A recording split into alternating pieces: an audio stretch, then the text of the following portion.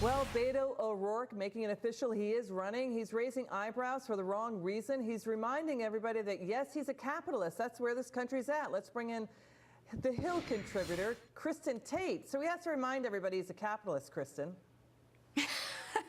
That's how extreme the Democrats have gotten at this point. But it is true that Beto's policy positions put him to the right of many of his opponents, like Bernie and Elizabeth Warren. And I think he's going to try to embrace his seemingly centrist positions. But I actually don't think Beto should be underestimated in this race. I got to tell you, Liz, I was in Texas during the 2018 midterms.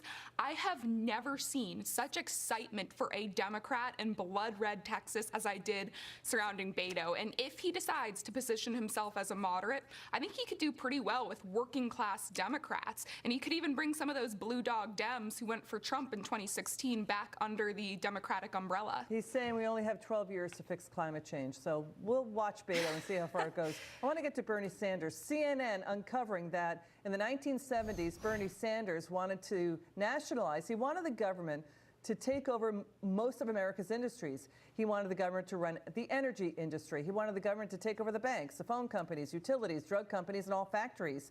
He was also quoted on wanting to outlaw wealth, saying nobody should earn more than $1 million. Your reaction, Kristin? It's kind of interesting because this is exactly what Venezuela did in the 1990s, and it didn't work out too well for them. So let's hope Bernie has learned from history, but sadly, I don't think he has. And what's even more frightening is I don't think these comments of his will hurt him with his base. His base is fully sold on socialism. But if Bernie does get the nomination, these kinds of comments and these viewpoints will backfire enormously with the general voting population. I mean, working class Americans are terrified of this kind of rhetoric. Yeah, because they know their middle-class taxes would have to go up to pay for his programs. He has yet to denounce Nicolas Maduro as a dictator. But Kristin, he advocated 100% taxes on the upper bracket, saying you should not make more than what you can spend in a lifetime. We have the government get the government to stop that. That was his position, Kristin, in the early 70s. Don't know if he's changed.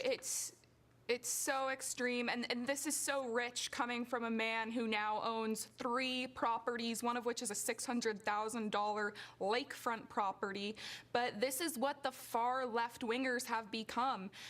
They've discovered that sound bites of free stuff and greedy businesses are an easy way to kind of galvanize low-information voters. But again, I really don't think that this line of rhetoric will work in a general election. Kristin Tate, we love having you on. Come back soon. Thank you so much, Liz. Love joining the show. Same with having you on. We love it. Thank you so much for having us in your homes. Thank you for watching. Lou Dobbs is next right here on the Fox Business Network. Have a good evening.